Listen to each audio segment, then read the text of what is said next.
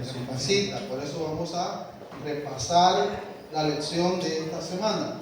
¿Cómo se titulaba la lección de esta semana? Un día en el ministerio. Un día en el ministerio de Jesús. ¿Cómo habrá sido un día estar con Jesús? ¿Cómo habrá sido ese lapso de 24 horas de estar con Jesús? Hermano Cifredo, ¿se imagina usted por un momento estar 24 horas con Jesús en su ministerio? Fíjese que el título es algo así como medio un día, pero la verdad es que eso pasó 3 años. No, claro, pero están tomando nada más un lapso de 24 Pero es horas. un día al comienzo del ministerio. Del ministerio, sí. Sí, porque ahí ¿cómo ha sido? Bueno, se relata ahí el llamamiento de los primeros discípulos. Sí, pero déjeme eso. En su opinión, ¿cómo habrá sido un día con Jesús? En mi visión, digamos, ¿cómo Sí. decir? Digamos que yo ya haya escuchado a Jesús predicar, o que estuve presente en el bautismo de Jesús, ¿verdad? Entonces uno, poniéndose en los zapatos de aquella gente, se debe sentido algunos contentos. ¿Por qué? Porque ellos quizás veían en Jesús a alguien, al verlo hacer los milagros que hacía, veían a alguien con poder, y con poder para sacar a los humanos de su tierra. Tal vez por el lado contento, ¿verdad? Porque no se alcanza a vislumbrar en realidad cuál era la misión de Jesús. ¿En qué parte, hermano Leo, en qué parte de los 3 años en medio del ministerio de Jesús a usted le hubiera gustado estar? ¿En qué parte? Deme una parte nada más. Le voy a poner un ejemplo. Por ejemplo, a mí me hubiera gustado estar en el Sermón del Monte. Escuchar el Sermón del Monte. Hermano Leo, ¿qué parte le hubiera gustado a usted escuchar? Recuerdo a la vida de Jesús, inicialmente un día, ¿verdad? Sí. De oírlo bien diferente a los demás, nunca se había vivido a tal persona. Y de ver los milagros, más que todo el milagro, especialmente de Jesús. ¿Se puede Cuando imaginar? sacó el endemoniado, qué tremendo. Nos podemos imaginar lo que pasó en este día. O sea, Marcos toca nada más un día. Desde la pesca milagrosa hasta cuando él fue al monte. Ahora, Marcos solamente toca esa parte. ¿Y cuántos acontecimientos hubieron en ese momento, en ese lapso de 24 horas? ¿Cuántos acontecimientos pasaron en ese momento? Por ejemplo, estamos hablando de un día. Ahora, Marcos 1:17 dice: y les dijo, vengan en pos de mí y los haré pescadores de hombres. Esa era la cita para memorizar. Ahora, un día en el ministerio de Jesús. Mire, ¿cómo sería un día en la vida de Jesús? Y si lo hubiéramos acompañado una semana completa, Marcos nos invita o nos ayuda a vivir esta experiencia en la última parte del capítulo número 1. Acompañaremos a Jesús llamando a un grupo de pescadores a seguirle a tiempo completo, disfrutando de su ajetreado día de sábado, y finalmente veremos cuál eran sus costumbres cotidianas. Ahí teníamos la lección resumida de esta semana. Ahí están los días resumidos así. Ahora, primero, actividades especiales que Jesús realizaba. Una de las actividades especiales que Jesús realizaba era esta: ir y predicar el Evangelio. Marcos se caracteriza por su brevedad. Si no consultáramos los otros evangelios, podríamos llegar a una conclusión errónea a este llamado. ¿Sabe que Marcos era como muy tacaño para escribir? Le gustaba guardar tinta y lápiz. Y cuando usted lee esta parte de la pesca milagrosa, no hay mucho que hablar sobre ella en esta parte de Marcos. Pero cuando usted va y se apoya en el libro de Lucas, usted encuentra una historia más extensa y un poco más interesante. No estoy diciendo que Marcos no la presenta, sino que él lo que hace es como resumir la historia. Simplemente encontró a Simón y le dijo: ven y sígueme y te haré pescador de hombres, dice Marcos. Pero cuando usted va a Lucas, usted encuentra puntos más importantes de esta historia. Hermano Cifredo, ¿cuál es? Fíjense que ese día ese día en la vida de Jesús era un día sábado. Sí, era un día sábado. Era un día sábado. Era un día sábado. Él llamó a sus discípulos, a sus primeros discípulos. ¿Y saben qué estaban haciendo los primeros discípulos? Ahí hay una controversia. Ajá. Ahí este evangelio lo presenta como que estaban a la orilla del mar, atarrayando, así le llamamos nosotros. Así lo presenta Marcos. Que estaban tirando las redes. Pero hay otra versión donde al parecer están en una barca. Lucas. Están en un bote, están en el mar, tirando las redes. Entonces hay como cierta diferencia, pero cada uno tiene su propósito. ¿Qué pasaba en este momento? Jesús llama a sus primeros discípulos. ¿Quiénes fueron los discípulos que Jesús llamó?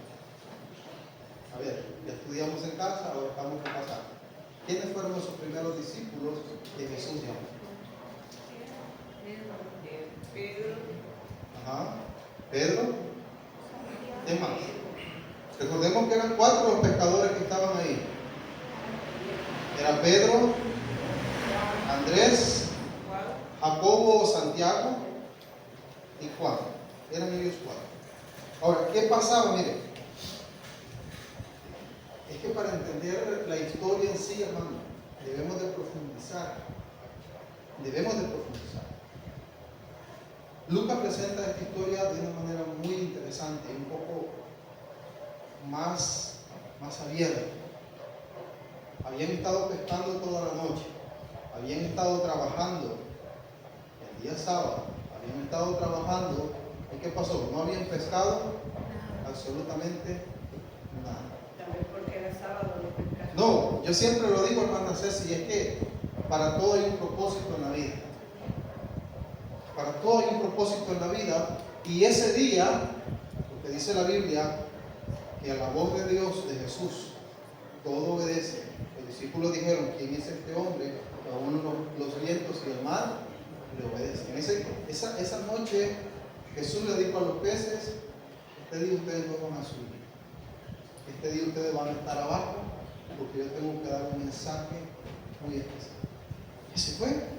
Los peces le obedecieron. Dice que cuando Jonás iba a ser arrojado del barco, Dios ya tenía preparado para él ¿qué? Un gran pez. Entonces ese día, a mí me gusta imaginarme, hermano. A mí me gusta imaginarme.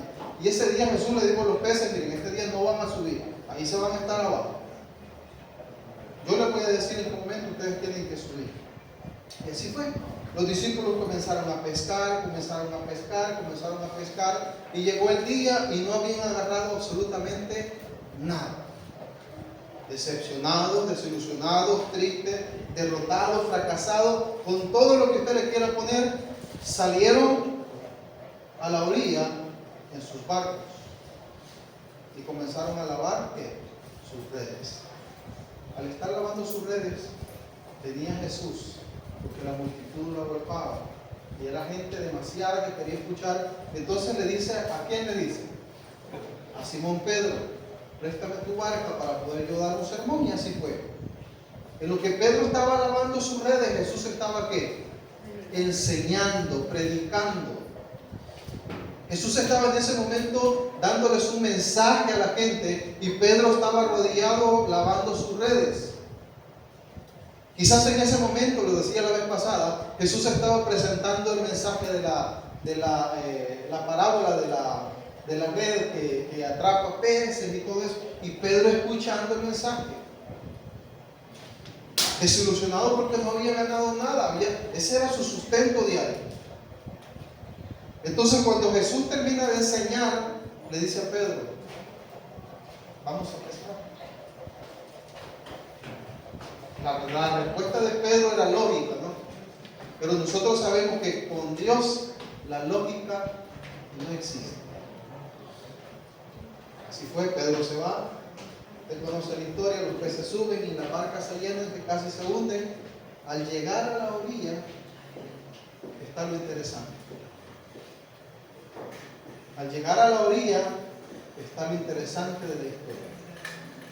Y el llamado era así, hermano. El mensaje era directo.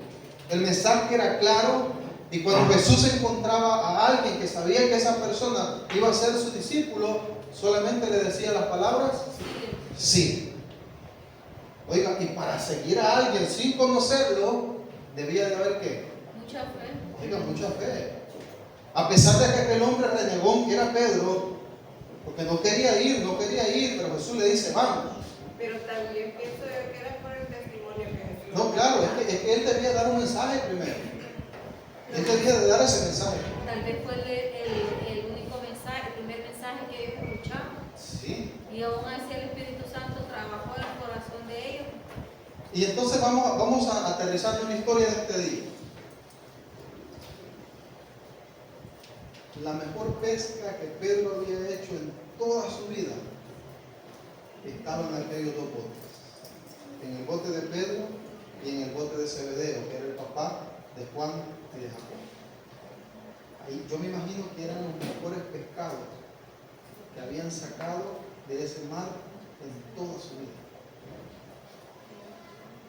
Las barcas estaban llenas, repletas.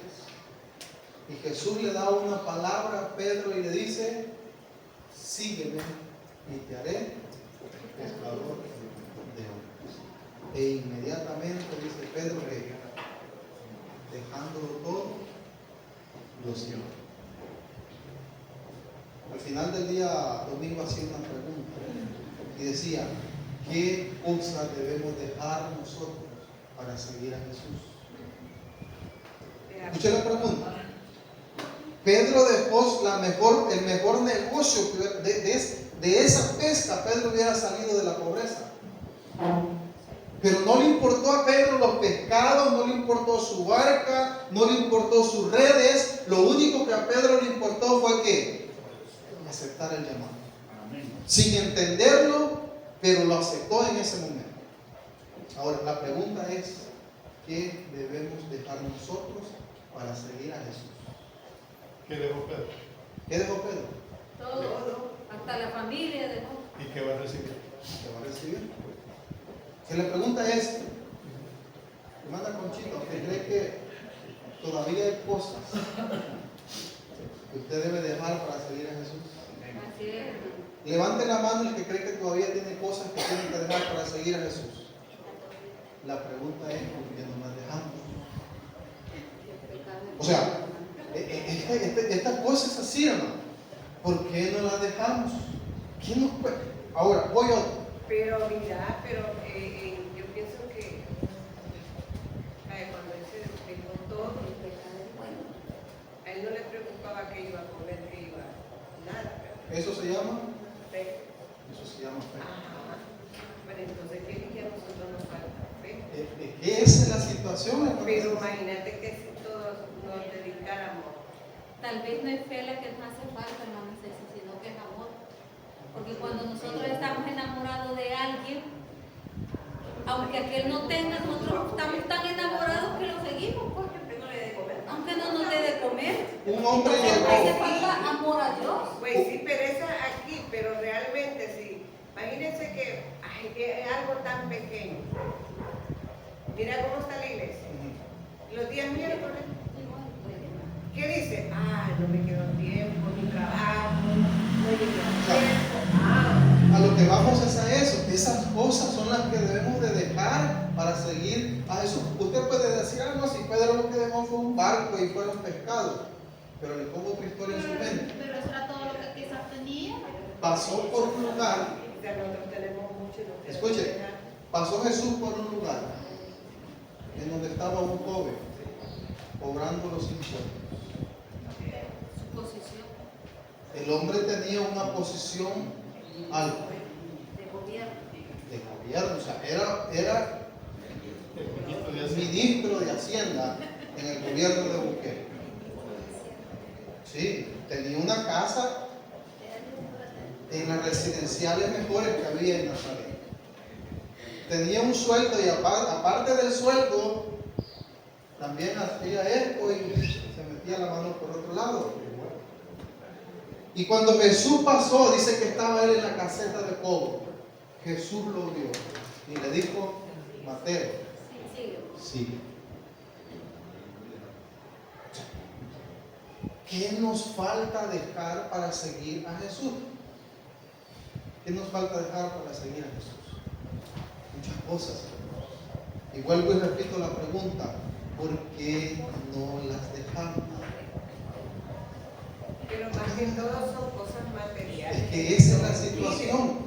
O sea, nosotros conocemos la Escritura y la Escritura nos dice: no hagáis tesoros en la tierra donde la polilla y el orín corrompen, sino hacer tesoros en el cielo. Porque donde está vuestro tesoro, allí está vuestro corazón. Si nuestro problema son las cosas materiales, ¿por qué no hacer a un lado las cosas materiales y darle el puesto a Jesús? Mire, yo siempre lo digo. Tenemos hermanos, bueno, ahorita no, gracias a Dios, bueno, creo que no, pero tenemos y hemos tenido hermanos que se van a trabajar el sábado, transgrediendo la ley de Dios. La pregunta que yo siempre hago es: ¿se les terminó la necesidad por ir a trabajar ese sábado? ¿La necesidad qué? Sigue. Y lo que hicieron fue vender su primogenitura por un plato de lentejas. Así de sencillo. Y como no les pasó nada, siguieron yendo hasta el momento que se salieron de la iglesia. Y esto es así, hermano. Si no hay convicción, no hay salvación. Si nosotros no dejamos lo que nos evita tener ese seguir a Jesús a tiempo completo, estamos mal. Es que eso es así. Entonces, Jesús va y llama a sus primeros discípulos. Jesús indica la barca de Pedro, luego realiza la pesca milagrosa, las redes de los 4 hermanos casi se rompen por la cantidad de peces, mientras Jacobo y Juan reparaban las redes, Pedro cae ante Jesús. Ahora, Jacobo y Juan dejaron a su padre al frente del negocio familiar, y Pedro y Andrés dejaron su medio de vida para ser ganadores de almas. Al obedecer al llamado de Jesús, cambiaron su vida y la vida del mundo entero. Ahora, actividades en sábado. Y esto es lo importante. Jesús dice que en el día sábado fue ¿a dónde? A ver lo que estudiamos. ¿A dónde fue Jesús? Mire usted qué interesante. ¿Por qué Jesús fue en sábado a la iglesia? Hermana Dalia, ¿por qué Jesús fue en sábado a la iglesia? Era su costumbre. Escuche, era su hábito. Era su hábito. Pero hermana, se estaba comenzando su ministerio. Pero como desde pequeño sus padres lo habían acostumbrado en ese camino. Entonces, miren lo interesante de la historia. Jesús va un sábado a la iglesia. Dice Marcos 1:21. Y entraron en Capernaum. Y tan pronto como llegó el sábado, entrando en la sinagoga, ¿qué hacía? Dice, enseñaba, predicaba. Eso es lo que Jesús hacía el día sábado. Y cuando va Jesús a la iglesia y comienza a enseñar, aparece algo interesante en la historia. Mire, ¿qué pasó en la historia cuando Jesús estaba enseñando? ¿Se apareció quién? Un endemoniado. Se apareció un endemoniado.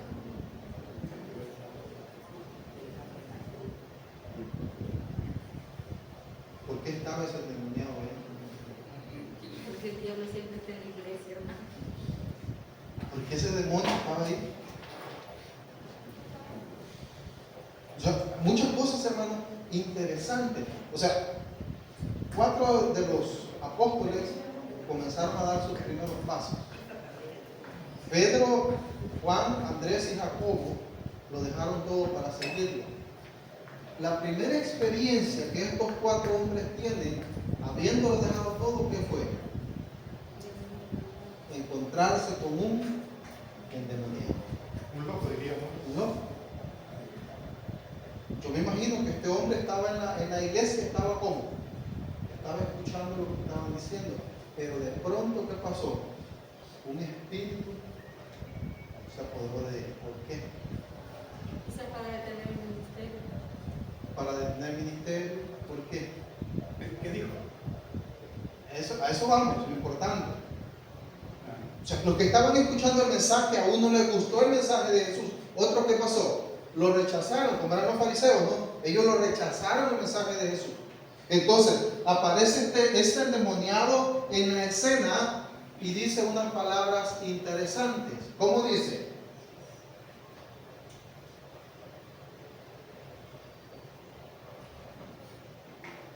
¿Cómo dice el endemoniado?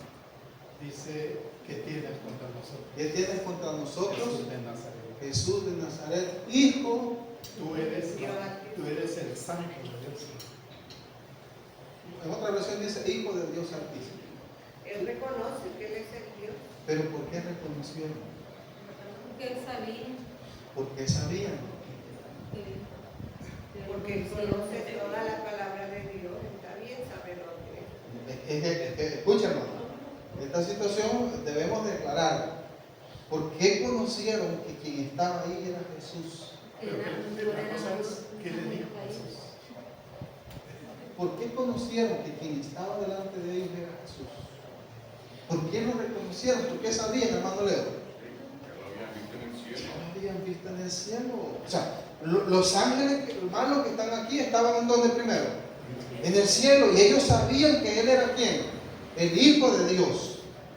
Ellos reconocieron la autoridad y el poder de este hombre, pero los fariseos y los que estaban ahí, ¿qué pasó? No quisieron reconocerlo. ¿Cuáles fueron las palabras de Jesús? Cállate y deja. O sal de él. Cállate.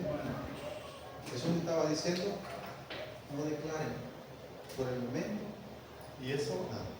hermano, es conocido en la teología bíblica, en los eruditos, como el mesiánico. Porque no solo esa vez, en varios textos. No, claro, hay varios textos en donde Jesús le dice a la persona, mira, no digas nada de lo que ha pasado. No cuentes nada. Por esa misma razón él mandó a callar al demonio. Porque había un propósito también. Y ese propósito se da, digamos, se conoce también en la tercera tentación de Jesús. Donde el diablo le dice, mira, tú vencidoras. O sea, le estaba diciendo, mira, ¿para qué vas a morir? ¿Verdad? Entonces, lo que los demonios hacían cuando reconocían a Jesús como el Hijo de Dios es meter en la gente la idea de que Jesús tenía poder para ser un rey de verdad. Miren, Y que no muriera en la cruz. sí, es interesante ver cómo los demonios lo reconocían, pero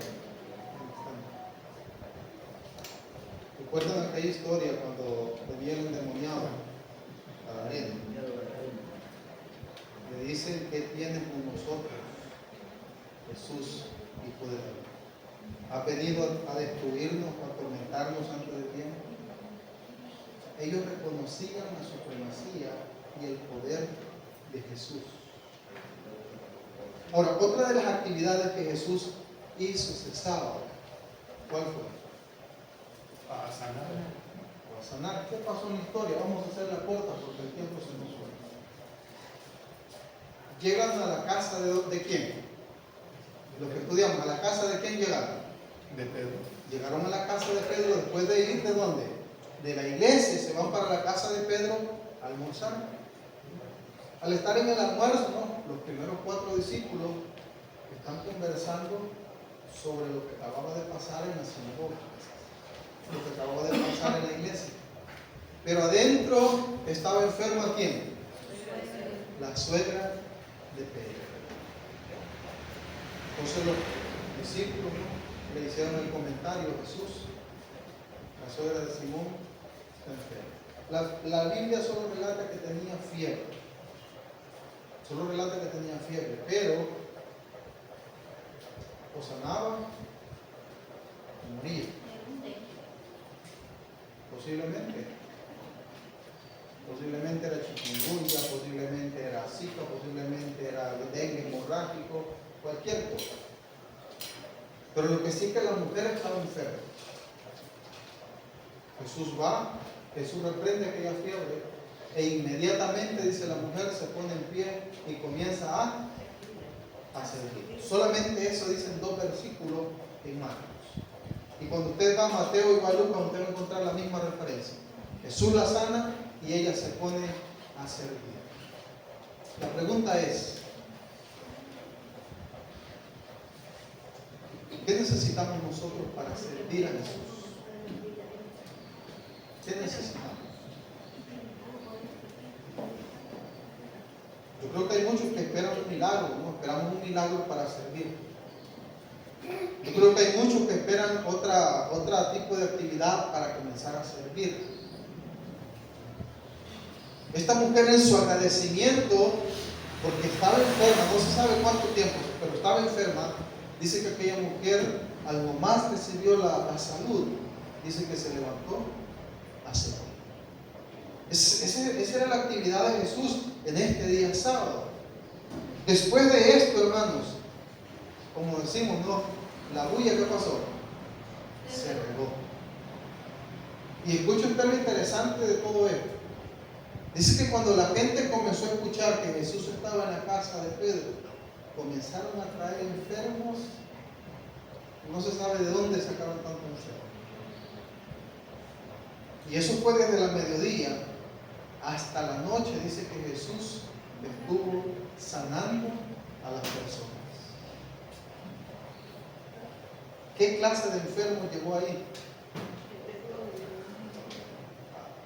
A nosotros nos gusta ver películas o series de Jesús cuando está realizando los milagros. Cuando uno mira que llega un ciego y Jesús pone sus manos y comienza a ver, a mí se me empieza la piel y yo digo, impresionante lo que Jesús hacía. Dice que desde la tarde, ¿no? Desde que comenzó a sanar. Y ahí traigo una cita del Espíritu de Profecía en donde dice que no mandó ni siquiera a uno que no lo hubiera sanado. Así era la actividad en el día de Jesús. Comienza su día haciendo una pesca impresionante. Luego va a la iglesia, libera a un endemoniado, sana a la suegra de Pedro.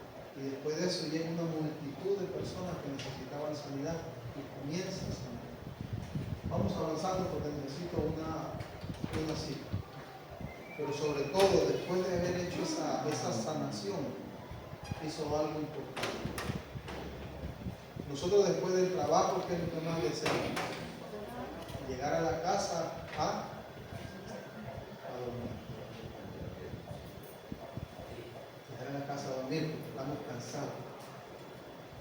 Pero dice que Jesús, después de haber realizado milagros toda la tarde hasta altas horas de la noche, dice que se fue a dormir.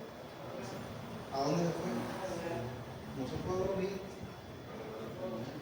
Dice que se fue a un monte. ¿A qué? A orar. Y así una pregunta en el día jueves. ¿Cuál era el secreto en el ministerio de Jesús?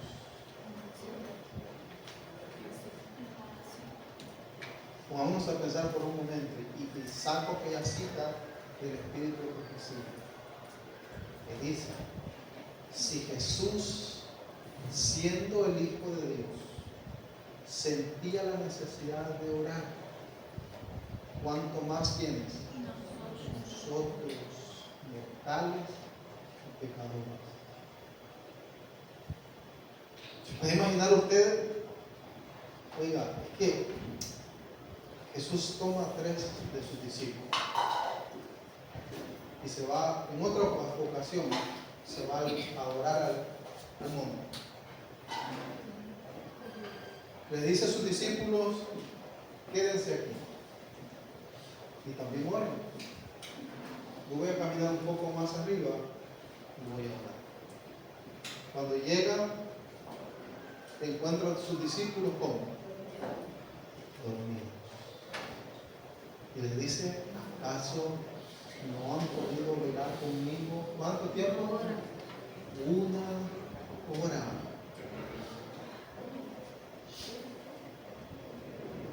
Así es la iglesia bendita para orar, ¿verdad? 1 hora de oración. Cuando nos levantábamos a las 2 de la mañana a orar, a mí me pasó, y hermana noche y le da risa, a mí también me da risa, porque me pasó, hermano. Me arrodillaba a orar y no sé cuánto tiempo pasaba, pero no orando, sino que arrodillado dormido. Porque esa no era que mi costumbre, esa no era mi hábito. Pero Jesús dice que se levantaba y oraba. Esa es la única parte en donde registra 1 hora. Y luego se va a orar otra vez. Y luego regresa otra vez. Y encuentra a sus discípulos otra vez ¿cómo? Dormidos. Y ellos querían tener el poder que Jesús tenía. Y la pregunta es, ¿cómo lo iban a tener si en vez de orar se ponían a dormir? O sea, muchas veces nosotros queremos bendición, muchas veces nosotros queremos protección, muchas veces nosotros queremos que Dios nos dé lo que necesitamos, pero cuando vamos y oramos los días y oramos, ¿cuánto tiempo oramos?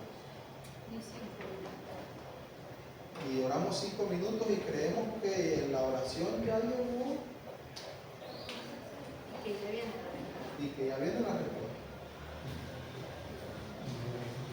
Eso es lo que pasaba un día en el ministerio de Jesús. Levantándose muy de mañana, siendo aún muy oscuro, salió y se fue al desierto allí a orar. Jesús no actuaba por propia iniciativa. Como era habitual, había ido primero a hablar con su padre para que le dijese qué tenía que hacer aquel día. Cada día Jesús acostumbraba a buscar a Dios en oración y nos invita a imitarle. Ante situaciones especiales, dedicó incluso noches enteras a la oración.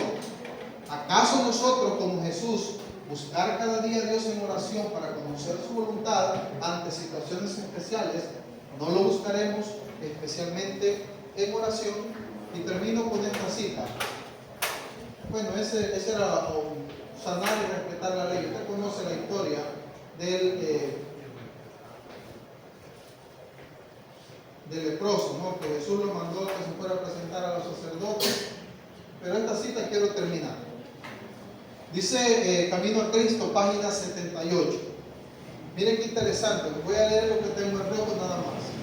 La vida terrenal del Salvador no fue una vida de comodidad y devoción para sí. La vida terrenal del Salvador no fue una vida de comodidad. Recuerdan que un hombre llegó y le dijo: maestro, déjame seguirte. Jesús le dijo: las zorras tienen ¿qué?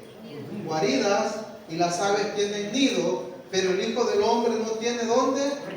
Le estaba diciendo la verdad. O sea, si te vas a venir conmigo, vas a pasar por un montón de dificultades, de penalidades, de sufrimiento, de necesidades. Ahí está la respuesta. Jesús, hermanos, la vida terrenal no fue de comodidad y devoción para sí, sino que fue por la salvación de la perdida humanidad. El Hijo del Hombre, como dice Mateo 20:28, no vino para ser servido, sino para servir y dar su vida en rescate por muchos. Fue su comida y fue su bebida hacer la voluntad de Dios y acabar su obra. En esta no hubo amor propio ni egoísmo. A mí me hubiera gustado haber contemplado esos maravillosos milagros. A mí me hubiera gustado. Pero no es necesario para nosotros ver que un muerto resucita, ¿no? Con que tengamos vida y tengamos salud, esa es la mayor bendición que Dios nos puede dar. Nosotros debemos de recordar. Se lo digo el apóstol Pablo. He aprendido a tener en la escasez, en la abundancia, en la salud, en la enfermedad. Pero decía él estas palabras que esta mañana yo las quiero dejar para terminar. Todo lo puedo en Cristo que me fortalece. El Señor nos bendiga esta mañana y es de su mayor. Amén.